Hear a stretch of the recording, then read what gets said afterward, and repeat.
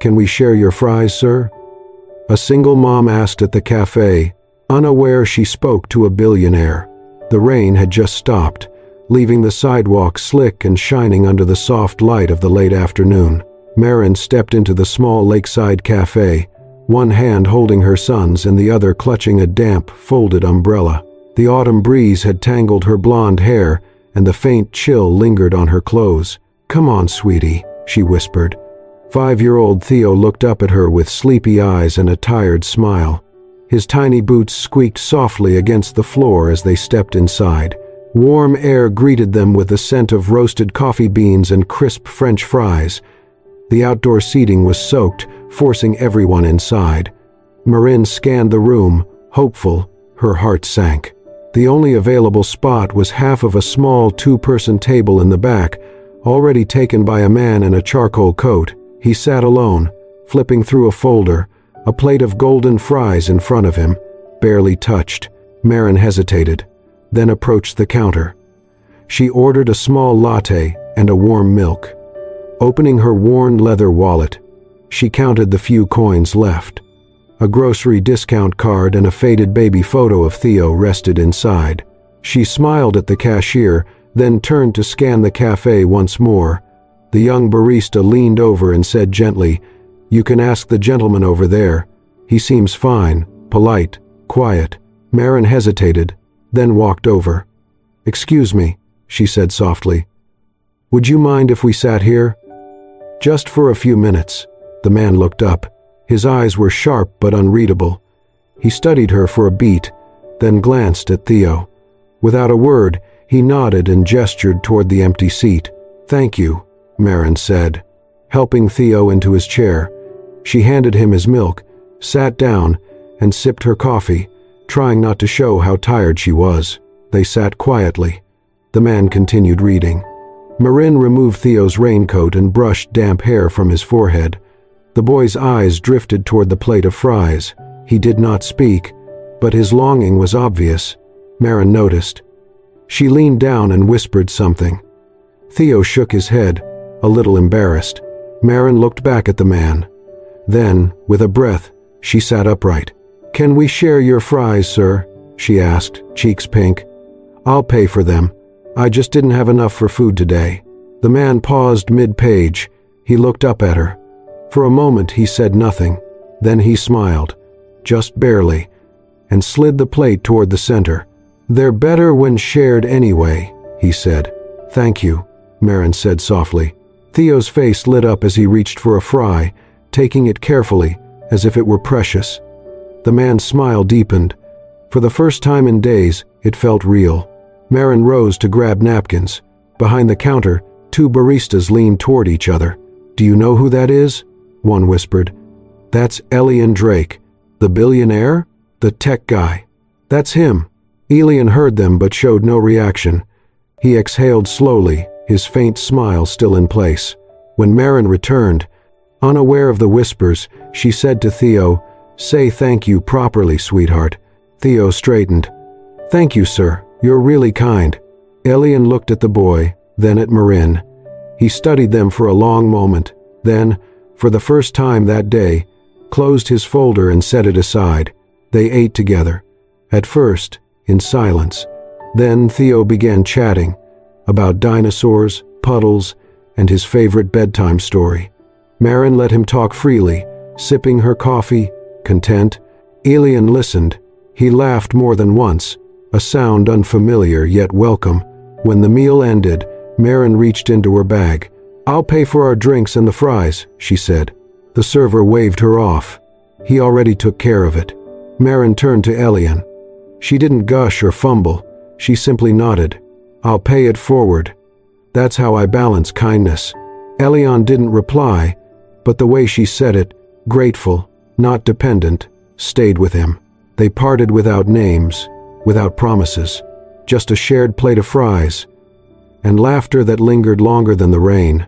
The October sky was a dull, slate gray, and rain fell in thin, steady lines that tapped gently on the windshield of Elian's car. Parked along a quiet street near a bus stop, he leaned back in the driver's seat, cradling his phone between his ear and shoulder.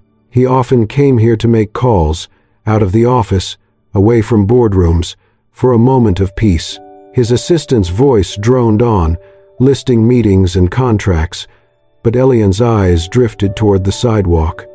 Outside was cold and damp, the kind of day that sank into your bones. Then he saw her. Across the street, under the narrow overhang of a bus shelter, Marin stood with her arms wrapped around a small boy, Theo. The child's cheeks were flushed from the cold, his coat too thin for the wind. Marin's hair was plastered to her face, jeans soaked dark. She was drenched, clearly freezing, but all her attention was on her son. Elian watched, unmoving, as Marin crouched and opened a worn backpack. From it, she pulled out a folded plastic grocery bag. She gently draped it over Theo's head and shoulders, tucking the ends under his chin. It looked silly, like a plastic poncho, but the boy beamed. Then Marin pulled off her own scarf, wrapped it around Theo's neck, and hugged him tight. She stayed fully exposed, rain trailing down her back, her clothes clinging to her skin. Elian's hand moved toward the door handle. Instinct told him to get out, to offer help, but he froze. If I go now, he thought, she'll think it's pity, like I see her as someone to be saved. He let go of the handle. A few minutes later, headlights broke through the rain. The bus arrived. Marin guided Theo aboard. Elian turned off the engine, crossed the street, and quietly boarded the same bus, slipping into a seat near the back. Marin didn't see him. Inside, the bus was damp and quiet, filled with the hiss of brakes, squeaking shoes, and foggy windows. Outside, the world blurred, gray and gold and dripping. Elian sat still, collar up, watching the pair 4 rows ahead. Theo leaned into Marin, eyelids heavy. She cradled him, rubbing slow circles on his back. Her fingers were pale, trembling, but her voice was warm and calm. Then she lifted one hand and formed a rabbit with her fingers, thumb tucked in, 2 fingers pointed forward. The dim bus lights and street lamps cast shadows across the ceiling. "There," she whispered. "Mr. Rabbit's hopping to the moon." Theo giggled softly, reaching up to try. Marin laughed too, a sound thin from cold, but full of life. She was shivering, lips faintly blue, but her eyes shone. Elian watched them, huddled, soaked, tired, and felt something inside him stir. A long-locked part of his heart cracked open. How does she still do that, he wondered. Create magic in this mess? At the next stop, Marin gently lifted Theo, now asleep. She shifted the plastic bag still draped over his head, then bent to carry him on her back. Elian remained seated. He didn't move as she stepped into the drizzle, disappearing down the street, her shoulders hunched against the wind, Theo's arms wrapped around her. As they passed under a street lamp, their shadows stretched along a brick wall, one small figure, one larger, and a flickering plastic bag that caught the light like a halo. He didn't call out, didn't follow, but something deep within him shifted, and he knew. He'd never forget the image of a woman who used a plastic bag, her bare hands, and the quiet magic of her voice, to keep the only light in her world from going out. The library stood quietly on the corner of a sleepy street in the outer edge of town, nestled between a laundromat and an old bakery. Faded bricks, cracked windows, and a hand-painted sign gave it the charm of something forgotten, yet still alive. Elian stood across the street, hands in his coat pockets, taking it all in. He had asked his assistant to look into Marin, not to invade her privacy, but simply to find out where she worked. No addresses, no personal details, just a name connected to a job. He had not expected the answer to be a small, underfunded community library with a children's reading program, barely held together by volunteers. He crossed the street without a plan, stepped inside quietly, and was greeted by the soft rustle of pages and the faint scent of crayon wax and old paper. It was warm in a worn-out kind of way, like a childhood blanket that had seen better days but still comforted you just the same. In the far corner, past the rows of donated books and slightly leaning shelves, Marin sat at a child-sized table surrounded by a small group of children. She was hunched over her sketchpad, her blonde hair loosely tied back, a red-colored pencil in hand. Her sleeves were rolled to her elbows, and smudges of color decorated the back of her wrist. Alien did not move. He stood behind a shelf, just out of sight, watching her without understanding why. She was drawing. On the table lay pages filled with soft, whimsical sketches, scenes of a woman walking through the rain with a little boy under an umbrella made of stars, a child laughing at shadow puppets on the ceiling, a small, crooked house with light pouring from the windows into a night full of wonder. They were simple. They were beautiful. They were her life. And somehow, more than that, when Maren leaned back to stretch, she finally noticed him. Her eyes widened briefly, surprise flickering across her face, but she didn't look uncomfortable. "Alien," she said, setting her pencil down. "I hope this isn't inappropriate," he replied, stepping closer. "I was curious." "About what?" He gestured toward the drawings. "Do you always draw your own life?" She looked at the pages, then back at him with a soft, tired smile. "Some of it. And some of it is what I wish my life had looked like. I draw the moments I never had time to make happen." There was something in the way she said it. Not bitter, not self-pitying, just honest. He stepped closer, picking up a sketch of the boy and the shadow puppet. "You could publish these," he said. "They're good. More than good." Maren chuckled lightly, then shrugged. "I did try. Once. Years ago." He waited. "When I still thought dreams were something you grow into, not grow out of." The words landed in Elian's chest like a stone. He had once been a boy who believed in dreams too, who built companies out of ideas scribbled in notebooks, who stayed up all night coding because he believed something new could change the world. But, somewhere along the way, ambition had devoured wonder, and schedules had replaced stories. She saw it in his silence and smiled again, gently. "It's okay," she said. "Life moves. You adjust." A small girl with tangled braids came bouncing across the room and threw her arms around Maren's leg. "Miss Maren, I finished my book. I read all the pages." "That's amazing," Maren said, crouching to the girl's level. "You're becoming a real bookworm." The girl beamed. "Your drawings make my bad days better."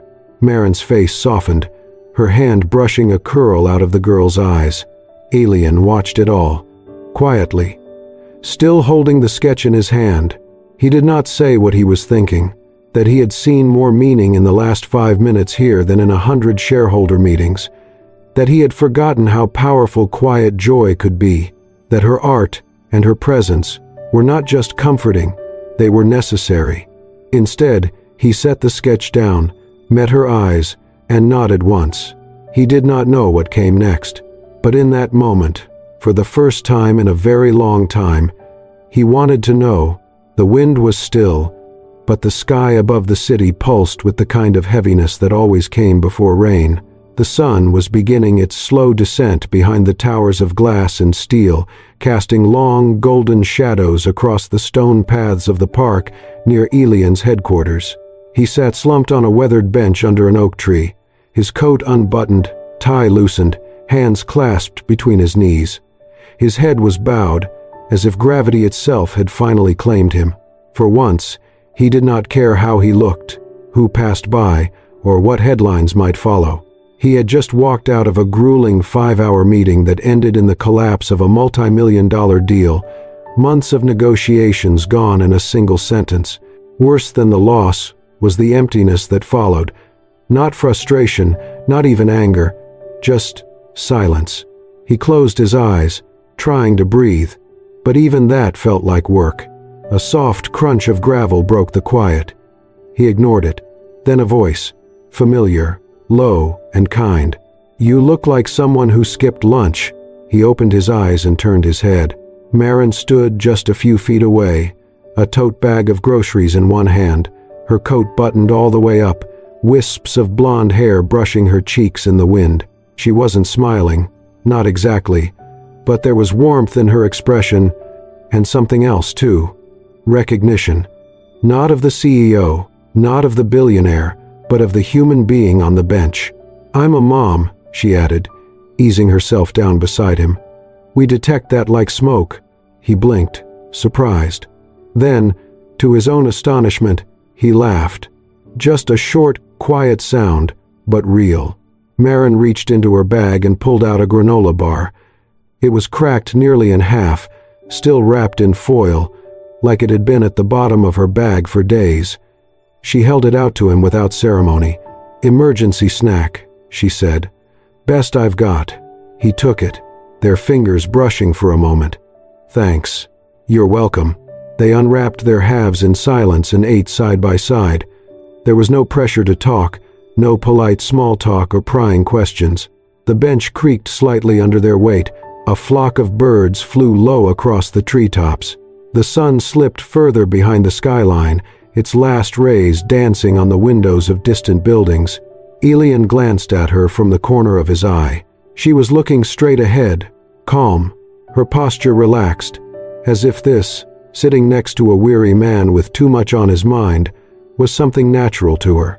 Her presence was quiet but grounding, like stepping into a warm room after the cold.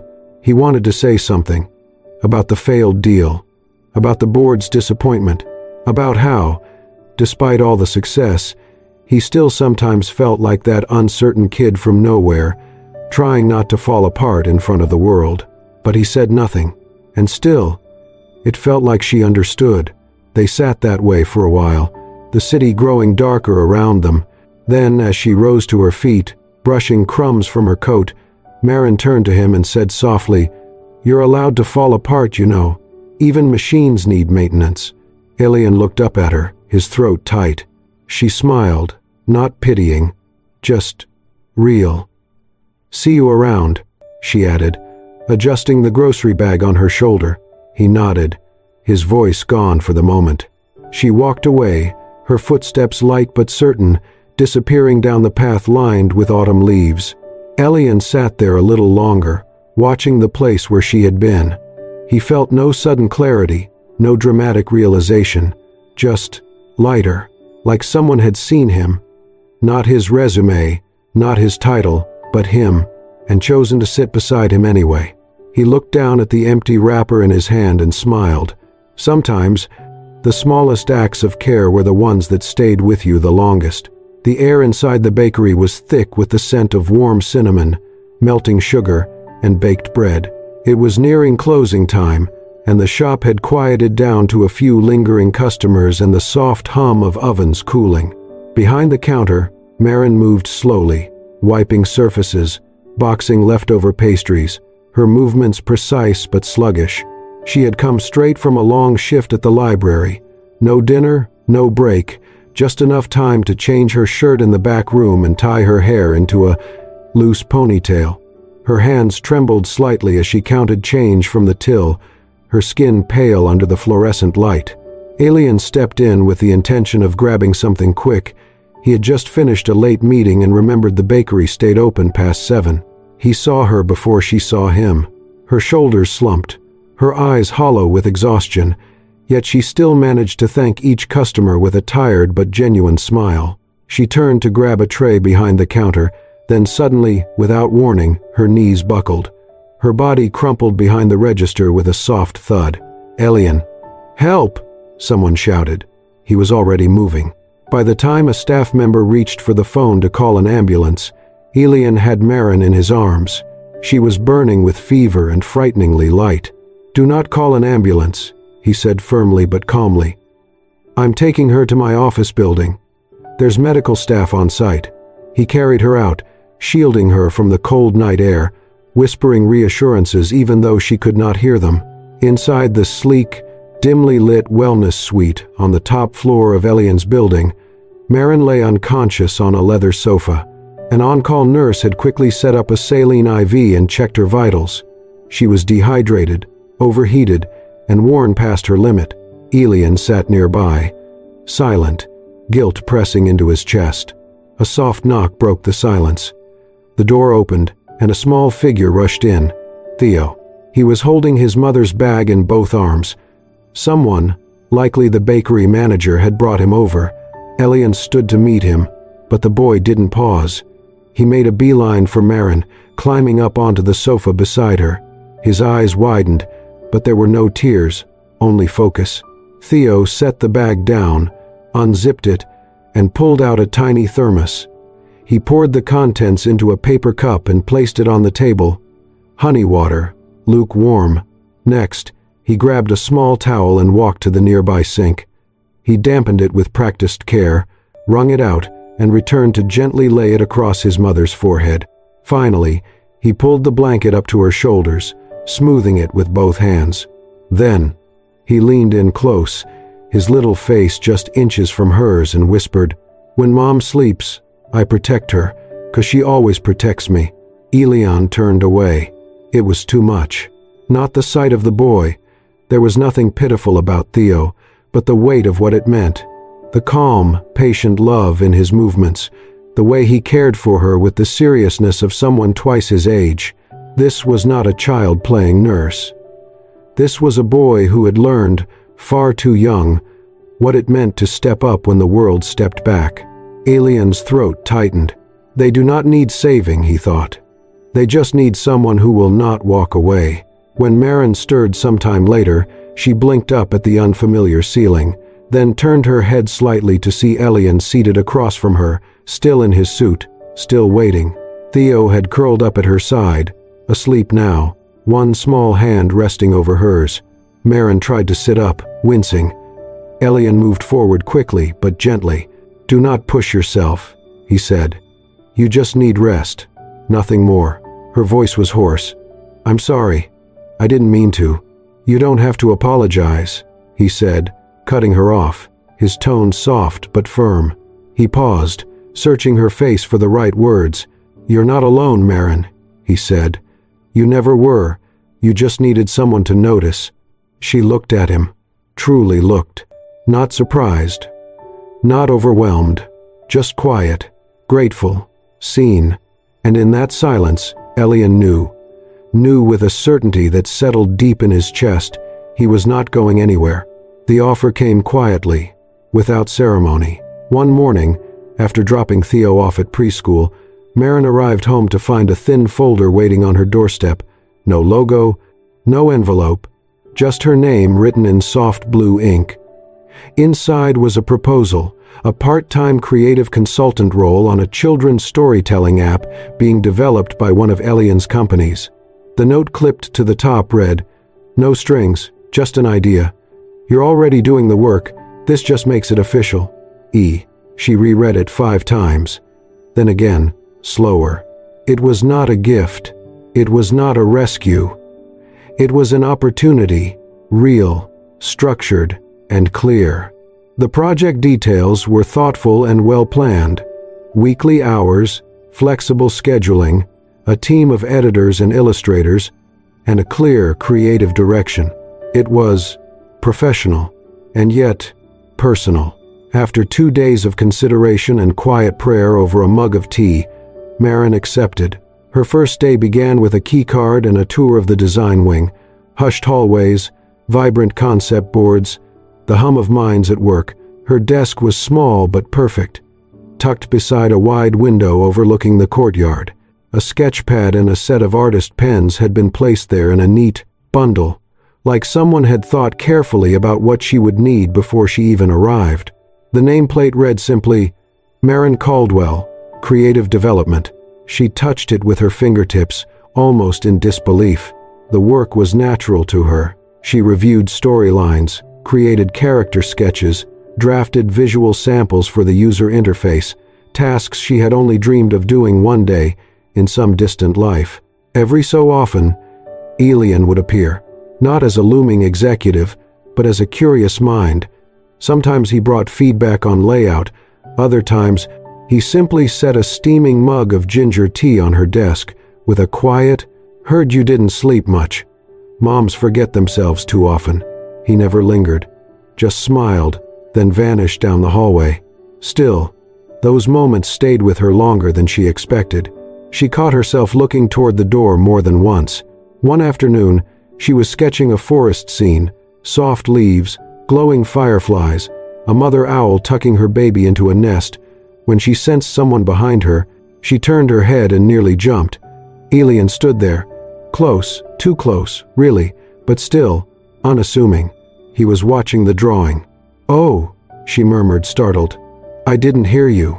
I didn't want to interrupt. Their eyes met. For a second longer than what was normal.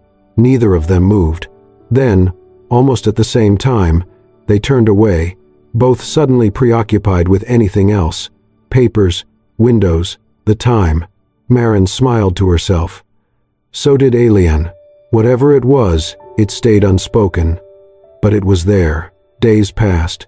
Maren worked steadily, becoming part of the creative rhythm of the team. Her ideas were well received. Her sketches were passed along to developers and animators. The app began to take shape, and with it, something inside her did too. She felt seen, not as a woman surviving, but as a woman contributing. Elian became a quiet presence in that world, not frequent, but deliberate. When he appeared, it was never grand, never to check up or to manage. It was as if he simply wanted to witness, to make sure she knew she belonged.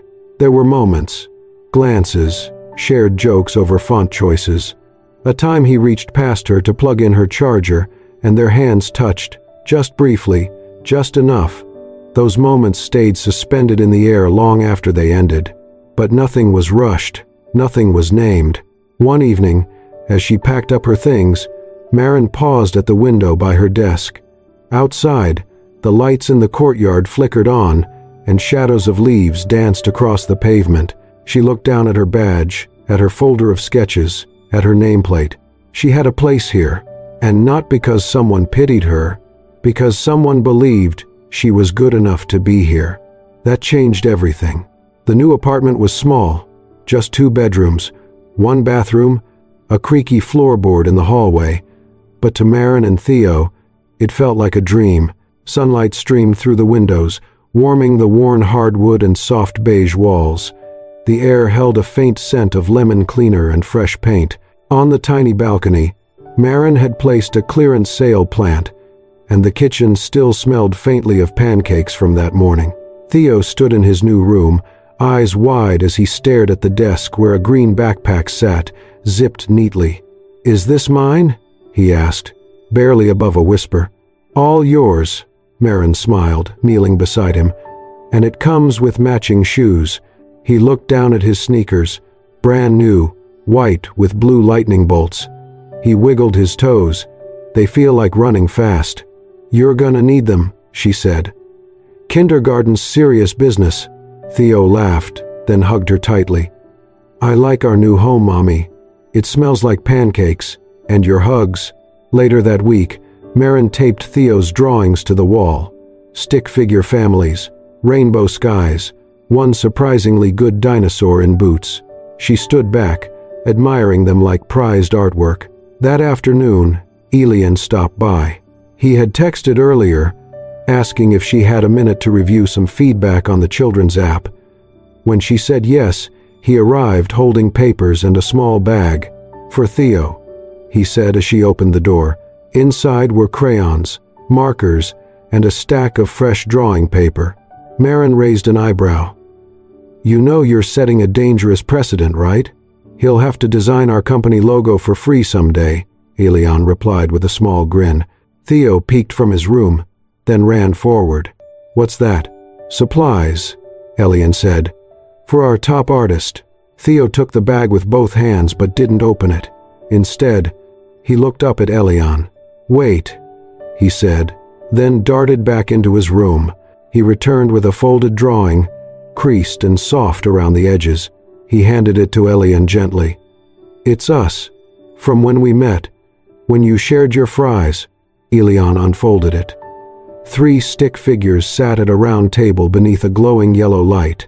One small figure smiled wide. One had long hair and a coffee cup, and the third had a plate of fries so large it nearly filled the page. Above the man's head, a speech bubble read, "They're better when shared anyway." Elian felt something tug in his chest. Before he could speak, Theo looked at him and said, "Thank you for believing in my mom. I know she's a superhero, but sometimes superheroes need help too." The room fell quiet. Marin, having just walked in, stopped when she heard. Her eyes shimmered. Ilian knelt beside Theo, resting a hand on his shoulder. "You know," he said, "I think she might be the strongest superhero I've ever met." Theo smiled proudly. Later, after Theo went to draw with his new markers, Marin remained in the living room, thoughtful. Ilian lingered near the door, still holding the drawing. It felt heavier than it looked, like something sacred.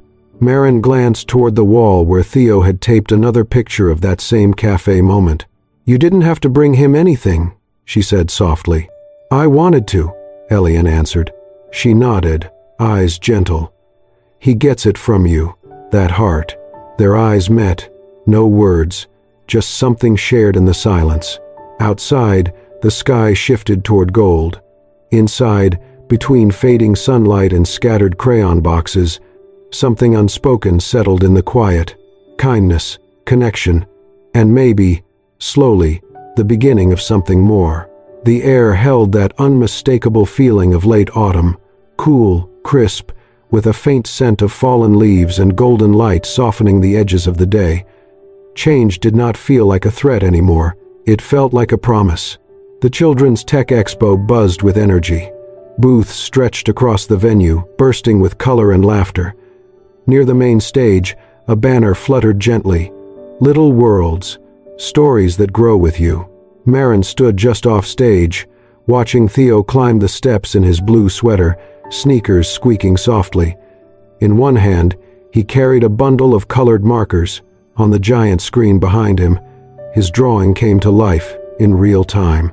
He started with a house, simple, cozy. "That's my mom's house," he said into the mic. "She makes up stories and pancakes shaped like stars." The audience chuckled. Next came a figure with wild yellow hair. "That's my mom too," he said proudly. Then he drew a man with a long coat holding a plate. A speech bubble floated above the figure. "They're better when shared anyway." More laughter. Marin felt her throat tighten. "And that's Ilian," Theo explained. "He shared his fries. Then he helped my mom make a story app. He's my friend who wears serious shoes." Even Ilian, standing beside Marin, cracked a grin. Finally, Theo drew a giant plate of fries. "My favorite part," he said, "because that's where everything started." After the event, the three of them stepped back into the quiet rhythm of the city. The sun was lower, the breeze sharper. Marin wrapped her scarf closer. Theo skipped beside her, holding her hand. Ilian walked at her other side, one hand in his coat pocket, the other carrying a bag of leftover treats from the expo.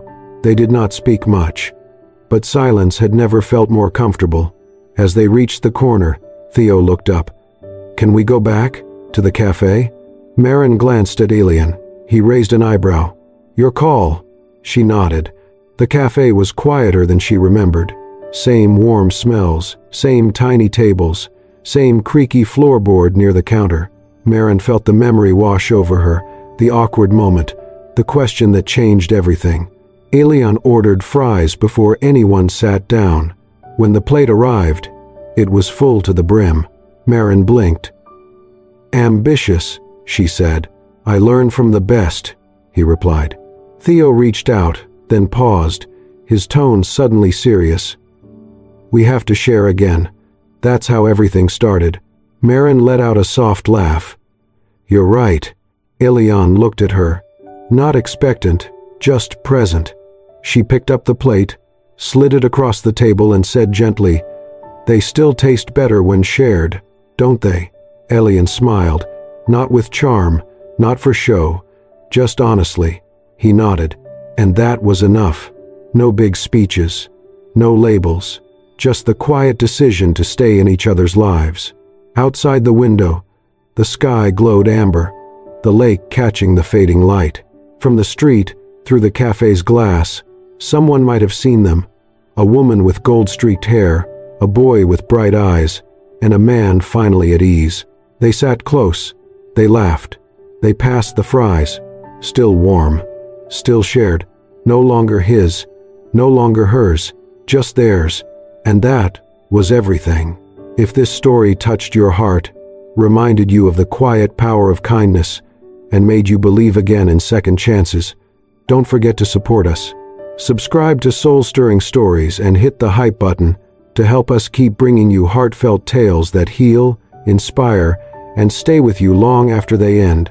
Every share, every like, and every new subscriber helps this little corner of compassion grow bigger.